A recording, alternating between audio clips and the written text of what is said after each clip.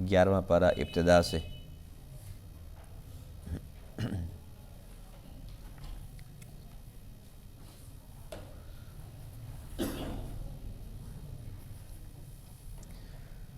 اعوذ باللہ من الشیطان الرجیم، بسم اللہ الرحمن الرحیم۔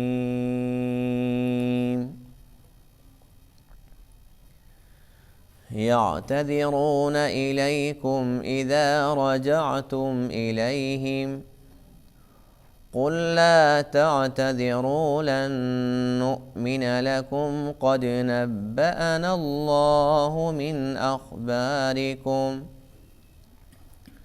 وسيرى الله عملكم ورسوله ثم تردون إلى عالم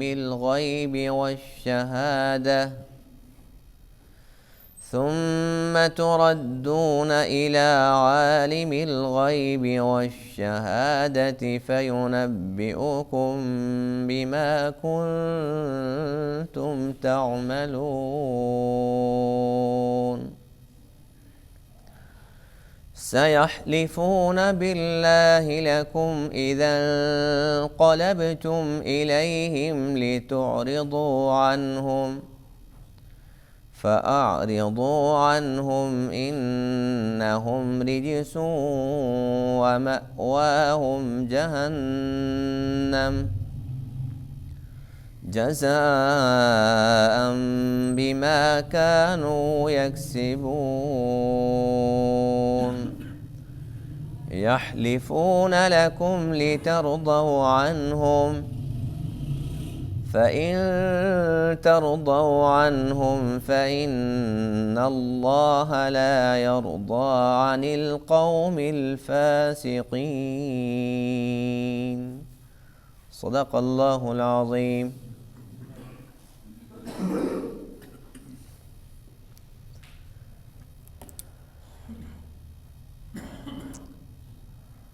آج کے درس میں آیت کریمہ میں منافقین کے اس کردار کا ذکر ہے جو انہوں نے غزوہ تبوک کی واپسی کے موقع پر اپنایا۔ اللہ فرماتے ہیں کہ جب منافقین کو اس بات کا علم ہو گیا کہ مسلمان واپس آ رہے ہیں تو اب ان لوگوں نے اپنے طور پر کافی ساری باتیں گھڑ لی۔ میں تو یوں کہہ دوں گا، میں ایسے کہہ دوں گا، میں ایسے کہہ دوں گا۔ تو ان لوگوں نے جھوٹے جھوٹے بہانے تراش رکھے تھے اور یہ مطمئن تھے کہ بس جیسے یہ لوگ جا رہے تھے اس وقت جیسے ہم نے جھوٹے بہانے بنائے تو اللہ کے نبی نے سنے اور اس کو قبول فرما لیا اور ہمیں رخصت دے دی۔ اب بھی جب یہ لوگ آئیں گے اور ہم اس قسم کے افسانے سنائیں گے تو یہ مطمئن ہو جائیں گے۔ دوسری طرف اللہ تعالیٰ نے یہ آیات اتار دی جس میں اللہ تعالیٰ کا پاک ارشاد ہے کہ یہ لوگ اپنے اپنے عذر لے کر آئیں گے، لیکن اللہ نے اپنے نبی کو پابند فرما دیا کہ کھلم کھلا اعلان کر دو کہ یہ جھوٹے بہانے اب نہیں چلیں گے،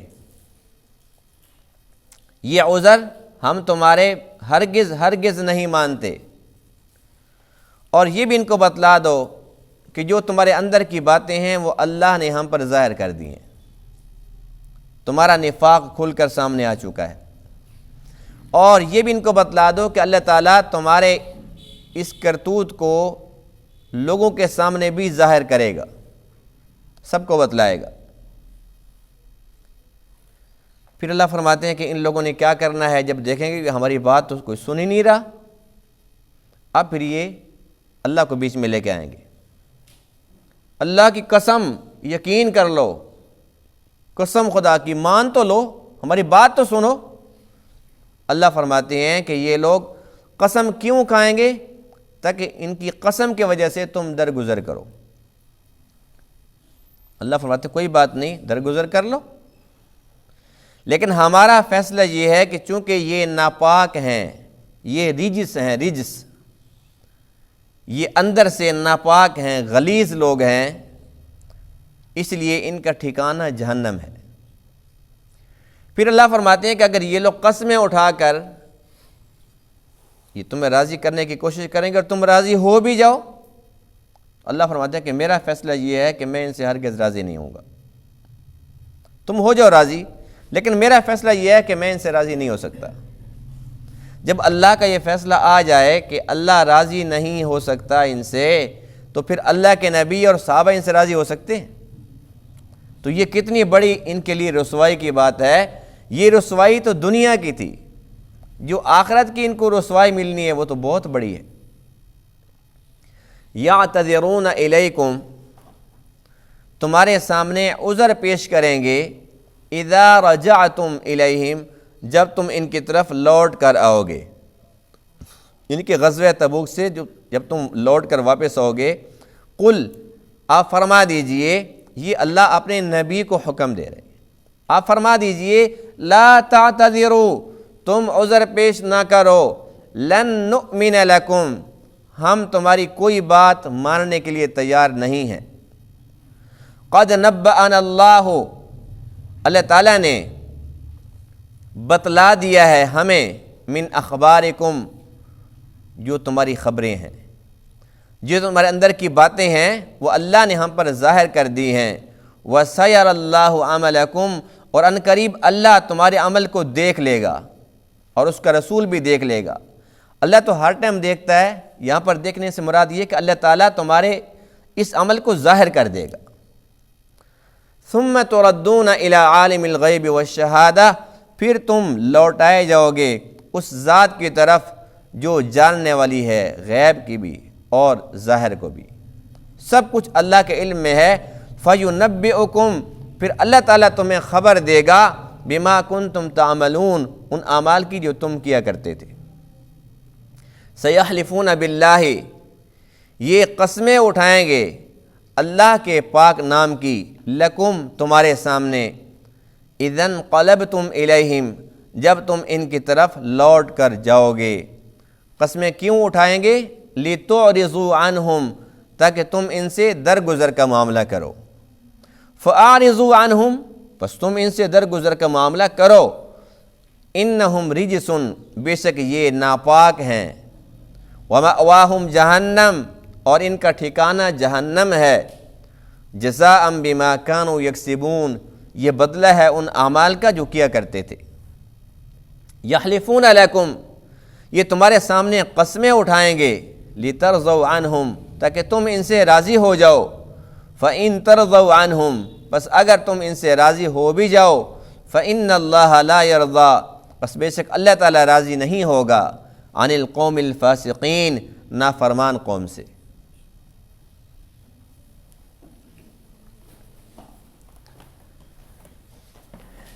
یہ کتنی بڑی رسوائی کی بات ہے منافقین کے لیے۔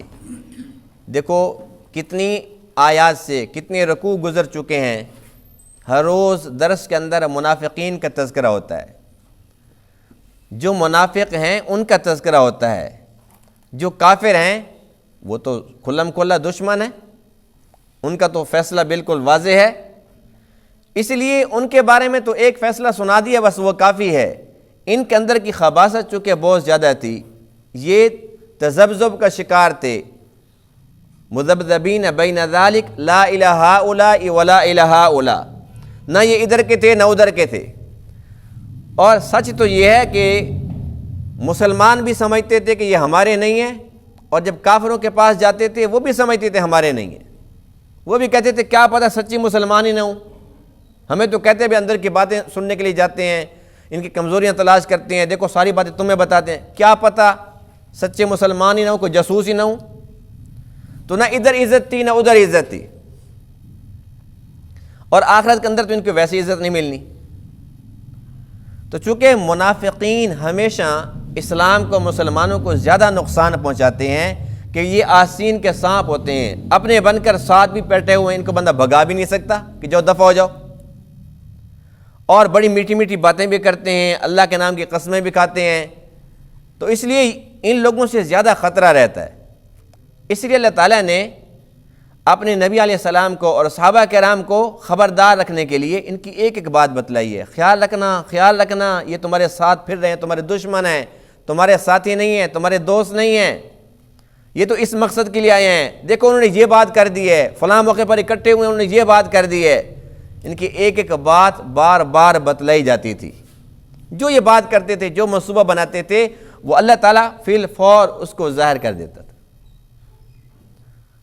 تو اس لیے چونکہ یہ قریبی تھے، ان سے زیادہ خطرہ تھا، اس لیے ان کے حالات تفصیلاً قرآن مقدس کے اندر موجود ہیں.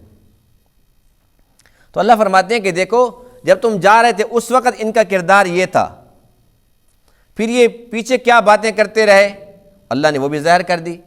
اب جب تمہاری واپسی کا وقت ہو رہا ہے، یا تذرون الیکم اذا رجعتم الیہم، جب تم پلٹ کے آؤ گے ان کی طرف، جب تم واپس آؤ گے پھر تمہاری ملاقات ہونے والی ہے. اب کیا نئی تازی ہوگی، اب ان کے اندر کی خباثت کیسے ظاہر ہوگی، اب یہ کیسی میٹھی میٹھی باتیں سنائیں گے. تو اللہ تعالیٰ نے ان کے اندر کی ساری باتیں بتلا دی اور یہ بھی حکم دے دیا لا تعتذروا لن نؤمن لکم، اب عذر پیش کرنے کی ضرورت نہیں ہے، جاؤ، ہم تمہاری باتیں سنتے بھی نہیں ہیں. یہ کتنی بڑی رسوائی ہے کہ اللہ کے نبی فرماتے ہیں کہ جاؤ، تمہاری بات سنتا ہی نہیں ہوں. اور یہ بھی ساتھ بتلا دو قد نبأنا اللہ من اخبارکم، یہ بھی ایک سزا ہے نا. ایک تو یہ سزا کہ میں تمہاری سنتا ہی نہیں ہوں، جاؤ. پھر یہ کہتے ہیں ہاں جی غصے میں کوئی بات نہیں، جب غصہ ٹھنڈا ہو جائے گا پھر ہماری بات سنیں گے.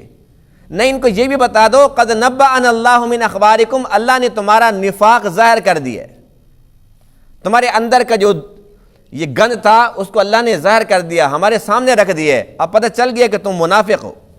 یہ بھی ساتھ بتلا دو. وَسَيَرَ اللَّهُ عَمَلَكُمْ، اور اللہ بھی اس کو ظاہر بھی کرے گا. تمہارے اس اندر کے گند کو اللہ سب کے سامنے رکھے گا. دیکھو یہ منافق ہے، دیکھو ان کا یہ کردار ہے، یہ ان کے کرتوت ہے. اللہ کے نام کی قسمیں کھا رہے ہیں، شرم حیا بھی تو نہیں ہے.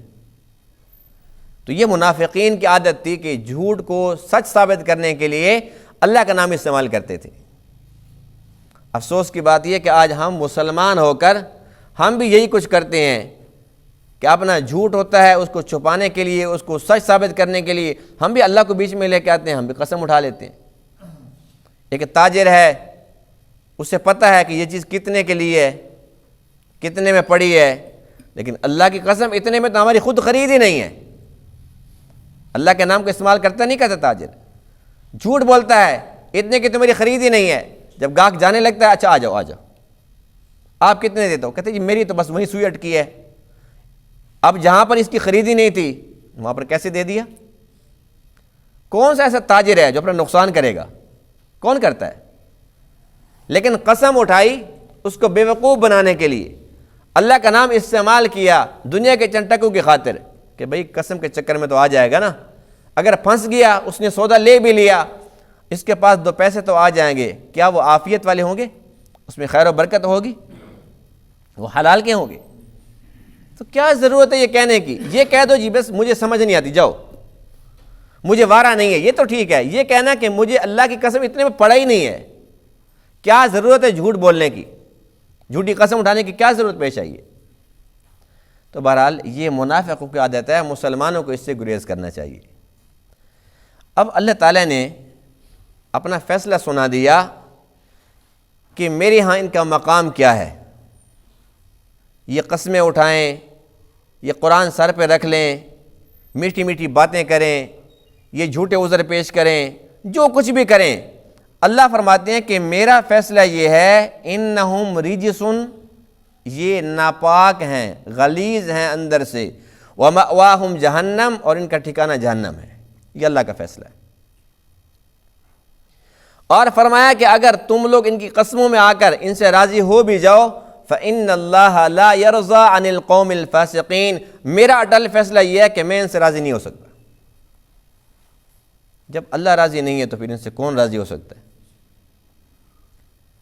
بہرحال مقصودی بات یہ ہے کہ اللہ تعالیٰ نے ان کے بارے میں کیا فرمایا؟ اِنَّهُمْ رِجْسٌ، رجس کہتے ہیں گندگی کو، اور یہی لفظ بتوں کے بارے میں بھی آیا ہے. فَاجْتَنِبُوا الرِّجْسَ مِنَ الْأَوْثَانِ، اللہ فرماتے ہیں کہ بتوں کی گندگی سے بچو۔ تو یہ رجس کا معنی ہوتا ہے ناپاک، غلیظ۔ تو اس سے یہ پتہ چلتا ہے کہ اللہ کے ہاں ان کا مقام کیا ہے، ان کی حیثیت کیا ہے کہ یہ غلیظ ہیں۔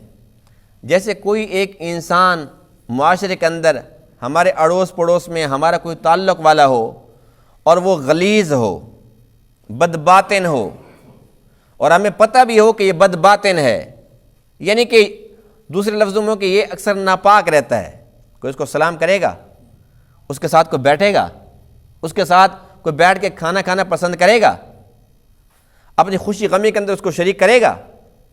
یہ تو ہر ٹائم ناپاک رہتا ہے، یہ تو غلیظ ہے، سب اسے نفرت کرتے ہیں نا۔ تو اللہ فرماتے ہیں کہ اسی طریقے سے انہم رجسون، یہ منافق رجس ہیں، میں ان سے نفرت کرتا ہوں۔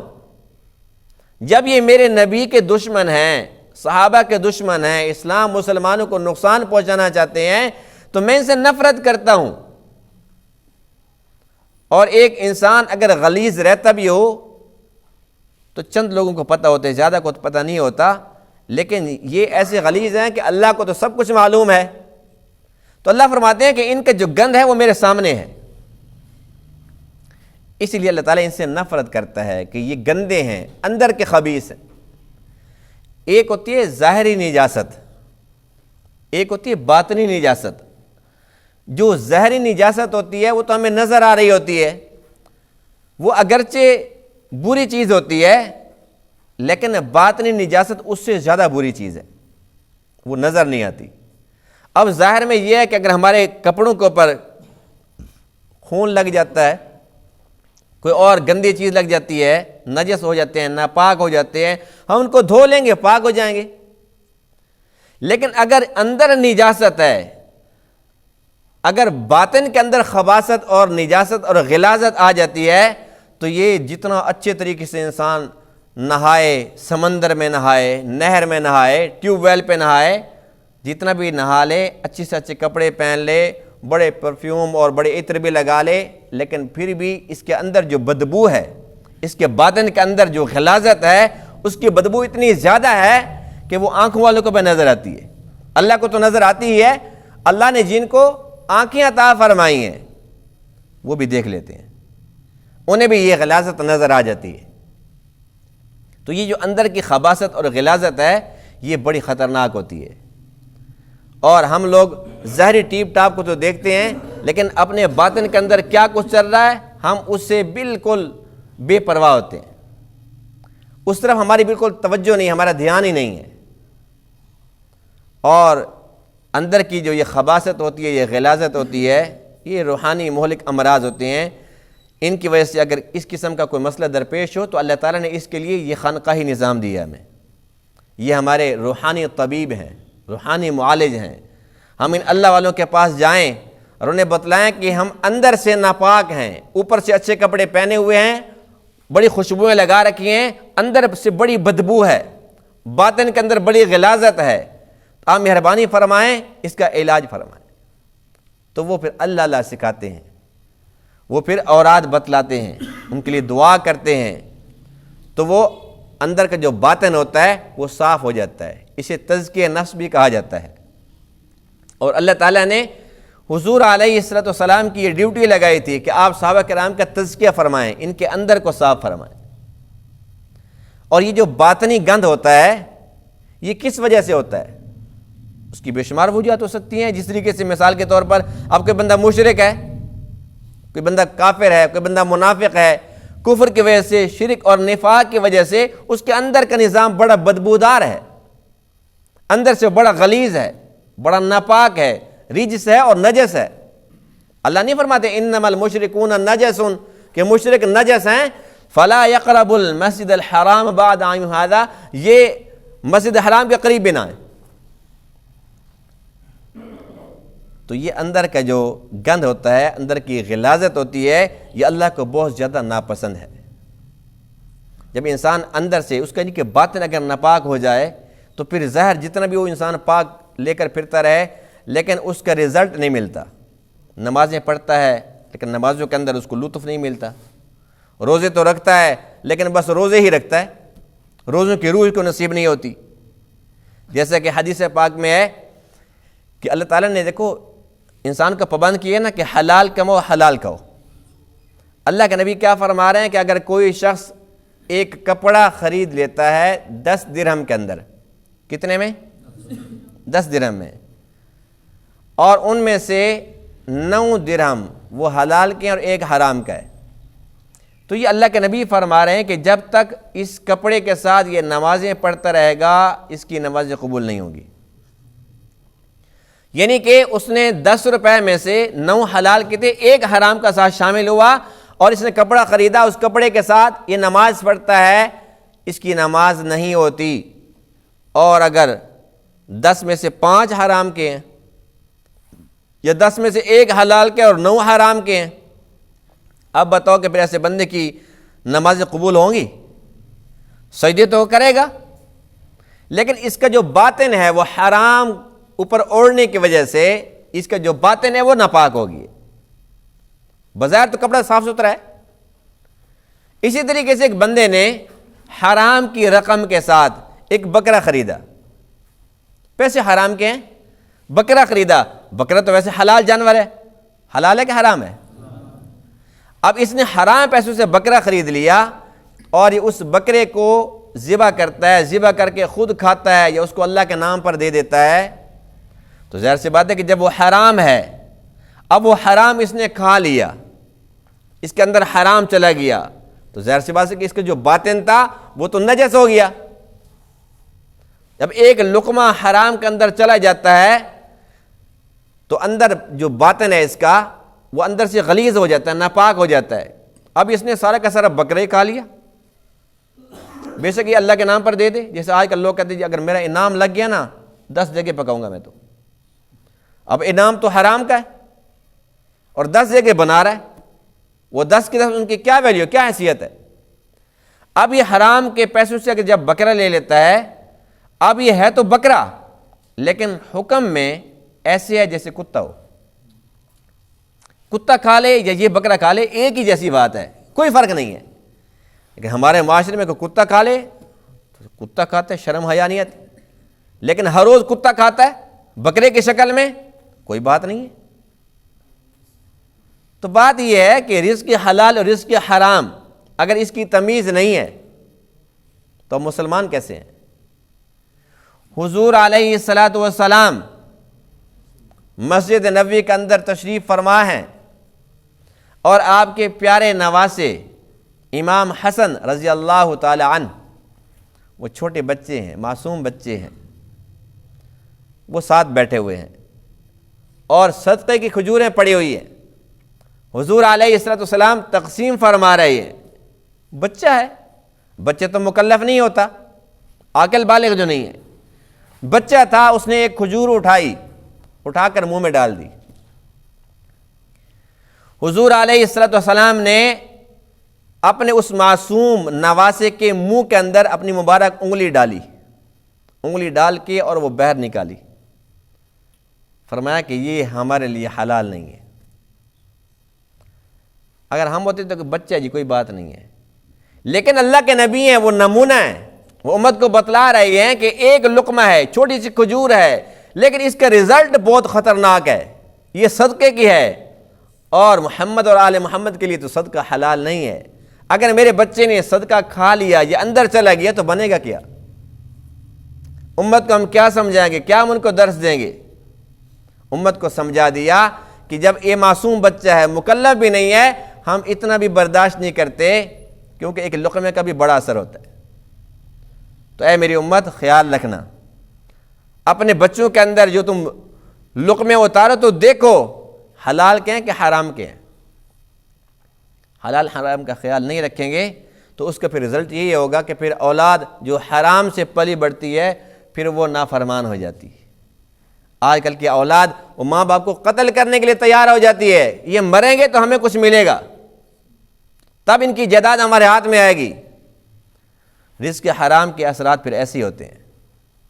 تو میں عرض یہ کر رہا تھا کہ اللہ تعالیٰ نے انسان کو جو بھی حکم دیا وہ فطرت کے بالکل مطابق ہے، اس کے اندر انسان کی بھلائی اور خیر چھپی ہوئی ہے۔ دیکھو گائے اور بھینس، بھیڑ بکریاں، یہ کیا کھاتے ہیں؟ گھاس کھاتے ہیں نا۔ اگر یہ گھاس چھوڑ کر گوشت کھانا شروع کر دیں کیا ہوگا؟ ان کی فطرت کے خلاف ہے نا، یہ وحشی بن جائیں گے۔ اللہ نے شیر کو، چیتے کو، اس کی فطرت میں کیا رکھا ہے؟ گوشت۔ اگر شیر اور چیتا گوشت چھوڑ کر گھاس کھانا شروع کر دیں تو ظاہر سی بات ہے کہ بکریاں بن جائیں گے۔ اسی طریقے سے اللہ نے انسان کو پابند کیا ہے حلال کھانے کا، جیسے گائے بھینس بھیڑ بکری، ان کو کہا کہ صرف گھاس کھانا ہے، گوشت نہیں کھانا، تمہاری فطرت کے خلاف ہے۔ اگر وہ خلاف فطرت کھاتے ہیں تو وہ ویسے بن جاتے ہیں۔ اسی طریقے سے جو شیر ہے، چیتا ہے، اللہ نے ان کی ڈیوٹی لگائی گوشت کھانا ہے، یہ گھاس چارہ یہ تمہارے لیے نہیں ہے۔ اسی طریقے سے اللہ نے انسان کو بھی پابند کیا ہے کہ تم نے حلال کھانا ہے، حرام نہیں کھانا۔ اگر یہ حرام کھاتا ہے تو یہ خلاف فطرت ہے، پھر جب حرام کھائے گا تو وہی کچھ ہوگا کہ اس کی اندر سے روح ہے وہ ناپاک ہو جائے گی، بد باطن ہو جائے گا، اس کے باطن کے اندر غلاظت آ جائے گی، ناپاک ہو جائے گا۔ جس طریقے سے منافق ناپاک ہے، مشرک ناپاک ہے، کافر ناپاک ہے، وَمَأْوَاهُمْ جہنم، اور ان کا تو ٹھکانہ جہنم ہے۔ تو اس لیے جہاں ہم اپنے ظاہر کا بڑا خیال کرتے ہیں، ہمیں چاہیے کہ اپنے باطن کا خیال رکھیں۔ اس لیے کہ جو فیصلے ہونے ہیں وہ ظاہر پہ نہیں ہونے، باطن پہ ہونے۔ ایمان یہ ظاہر میں ہے کہ باطن میں ہے؟ نظر آتے کسی کو؟ باطن میں ہے نا۔ تو ایمان باطن میں ہے، اور اس باطن پر اللہ نے فیصلہ کرنا ہے۔ اندر ایمان ہے تو جاؤ جنت میں، ایمان نہیں ہے جاؤ جہنم میں۔ جتنی نیکیاں کی، جو بھی کچھ کہا، جو کچھ کرتے رہے دنیا کے اندر، بے شک ایمان نہیں ہے جاؤ جہنم میں۔ تو فیصلے باطن پہ ہونے ہیں، ظاہر پہ نہیں ہونے۔ ظاہر پہ ہونے ہوتے اللہ فرماتا ہاں بھئی جس نے کاٹن کے کپڑے پہنے ہوئے ہیں اور بڑا وی آئی پی عطر لگایا ہوا ہے، بڑا خوبصورت اس نے پرفیوم لگایا ہوا ہے، خوب ٹھاٹ باٹ، جاؤ جنت میں۔ یہ فیصلے نہیں ہیں، باطن پہ فیصلے ہیں۔ ہمارا سارا زور ظاہر پہ ہے، اور اگر یہ لوگوں کا دکھلاوا یہ ہمارے سامنے نہ ہو تو پتہ نہیں ہم نہ اچھے کپڑے پہنتے، نہ اچھا کھانا کھاتے، نہ اچھا گھر بناتے۔ ہم تو سارا کچھ بناتے اس لیے ہیں، یہ ظاہری ٹیپ ٹپ ہے اس لیے بھی لوگ یوں کہیں گے، لوگ کہیں گے کیا بات ہے جی، کیا بات ہے جی۔ لیکن اللہ فرماتے ہیں کہ میں نے تمہارے باطن پہ فیصلہ کرنا ہے، میں تمہارے باطن کو دیکھتا ہوں کہ تمہارا باطن کتنا پاک ہے۔ جس کا باطن پاک ہے، صاف ہے، اللہ نے اس کو انسان بنایا، اس کے اندر انسانیت ہے۔ اللہ نے اس کو مسلمان بنایا، اس کے اندر مسلمانی والی باتیں ہیں۔ اللہ نے اس کو مومن بنایا، اس کے اندر ایمان ہے، اس کے اندر تقوی ہے، اس کے اندر اخلاص ہے۔ اس کا جو باطن ہے وہ پاک صاف ہے، کھرا مسلمان ہے۔ اللہ فرماتے ہیں کہ یہ میرا پسندیدہ ہے، یہ میرا مقرب بندہ ہے، اور میں نے جنت اسی کے لیے بنائی ہے۔ تو اس لیے ہمیں چاہیے کہ جتنا زور ہم اپنے ظاہر پہ لگاتے ہیں اس سے کہیں زیادہ ہمیں باطن پر لگانا چاہیے تھا، لیکن زیادہ نہیں تو کم سے کم برابر برابر تو کر لینا۔ اگر اتنی بھی تھوڑی سی توجہ ہو جائے تو انشاءاللہ ہمارا باطن پاک صاف ہو سکتا ہے، یہ ہمارے بس میں ہے، اور ہم نے اس کو ٹھیک کرنا ہے۔ کون اس کو ٹھیک کرے گا؟ کس کی ذمہ داری ہے؟ اللہ نے سب کچھ کھول کے رکھ دیا ہے۔ اس لیے اب یہ ہم سب پر ذمہ داری عائد ہوتی ہے کہ ہم اپنی خود اصلاح کریں۔ جس بندے کے اندر جو ایسی کوئی بیماری ہے، کسی اور کو خبر ہو یا نہ ہو، اس کو تو پتہ ہے نا، اس کو چاہیے کہ وہ اپنی اصلاح کرے۔ اگر اپنی اصلاح نہیں کریں گے اور دوسروں کی اصلاح کے چکر میں رہیں گے، فلاں ایسا ہے، فلاں یوں ہے، وہ تو ایسے کہہ رہا تھا، وہ تو یوں تھا، اسی چکر میں رہیں گے، یاد رکھیے کہ قبر کے اندر جن کے بارے میں ہم باتیں کرتے ہیں ان کے بارے میں پوچھنی ہوگی۔ وہ فلاں کے بارے میں بتاؤ جی، فلاں کیسا تھا، وہاں یہ پوچھو گی کہ تم بتاؤ کیا لے کے آئے ہو۔ ہر انسان نے اپنی قبر میں جانا ہے، اور اس سے اسی کے اعمال کے متعلق سوال و جواب ہوگا۔ تو اس بات کی ضرورت ہے کہ انسان اپنی پہلے خیر منائے، پہلے اپنی فکر کر لے۔ ہمارا معاملہ الٹ ہے، اگر جسمانی بیماری کا معاملہ ہو نا تو ہم اپنے آپ کو مقدم سمجھتے ہیں۔ ایک بندے کی ٹانگ کٹی پڑی ہے، ہمیں کو بتاتے ہیں اس کی ٹانگ کٹ گئی، اور ہمارے اس ٹائم سر میں درد ہو رہا ہو خالی، ہم کہتے ہیں میرا سر پھٹا جا رہا ہے، تو اس کی باتیں لے کے آئے بیٹھا ہے، ٹانگ کٹ گئی ہے تو کہتے پھر کیا ہو گیا، مرا تو نہیں ہے نا، میرے سر میں درد ہے۔ اب ہمارے سر کا درد اتنا زیادہ اہم ہے، بندہ اگر کٹا پڑا ہوا ہے، موت کے قریب ہے، کوئی پرواہ نہیں۔ یعنی کہ جسمانی بیماریوں کے اندر ہم اپنے آپ کو سب سے آگے سمجھتے ہیں، جو روحانی بیماری ہیں ہمارے اندر ہزار ہوں وہ نظر نہیں آتی، فلاں کے اندر یہ بیماری ہے، ہمیں اس کی ایک بھی نظر آ گئی۔ حالانکہ جو جسمانی بیماری ہے اس کے اندر یہ کہنا جی بس میں مرا جا رہا ہوں، اس کی ضرورت نہیں ہے، احساس ہونا چاہیے دوسرے کا۔ اور جو روحانی بیماری ہیں وہ خطرناک ہیں، ہمارا ایمان ضائع کرنے والی ہیں، ہماری نیکیاں برباد کرنے والی ہیں، اس کے اندر ہمیں اپنی اصلاح کی ضرورت تھی، اپنی فکر کی ضرورت تھی۔ جب تک ان باتوں کی پرواہ نہیں کریں گے تب تک ہمارا باطن پاک نہیں ہو سکتا، اور اللہ کو پاک باطن چاہیے۔ جس کا باطن پاک ہوگا وہ اللہ کی رحمت کا مستحق ٹھہرے گا، اس کے ساتھ اللہ کا فضل شامل حال ہوگا، اور ہمیشہ ہمیشہ مزے میں ہوگا انشاءاللہ۔ تو کوشش کریں گے کہ نہیں کریں گے؟ کوشش کریں گے تو انشاءاللہ اللہ کی ذات سے قوی امید ہے کہ اللہ تعالی ہماری ان مہلک بیماریوں کو ختم کر دیں گے۔ اللہ تعالیٰ تمام باتوں کو سمجھنے عمل کرنے کی توفیق عطا فرمائیں۔ وآخر دعوانا الحمد للہ رب العالمین۔